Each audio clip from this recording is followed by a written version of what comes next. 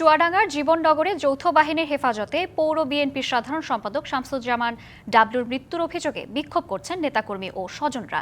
সোমবার রাত 10টার দিকে উপজেলা স্বাস্থ্য কমপ্লেক্সের সামনে ডাবলুর ব্যবসা প্রতিষ্ঠান হাফিজা ফার্মেসি থেকে তাকে আটক করা হয়। রাত 12:30টার ডাবলুর মরদেহ উপজেলা স্বাস্থ্য কমপ্লেক্সে নেওয়া হয়। সেনাবাহিনীর পক্ষ থেকে জানানো হয়, আটকের পর তিনি অসুস্থ হয়ে পড়েন। পরে হৃদযন্ত্রের ক্রিয়া বন্ধ হয়ে মারা যান তিনি। ডাবলুর কাছ থেকে একটি বিদেশি পিস্তল, 4 রাউন্ড গুলি ও ম্যাগাজিন উদ্ধার করা হয়েছে বলেও জানানো হয়। কিন্তু পরিবারের দাবি, আটক করার পর তাকে নির্যাতন করা হয়েছে। এই হত্যা পরিকল্পিত। ঘটনার প্রতিবাদে হাসপাতালের সামনে সড়ক অবরোধ করে বিএনপি ও অঙ্গ সংগঠনের নেতাকর্মীরা।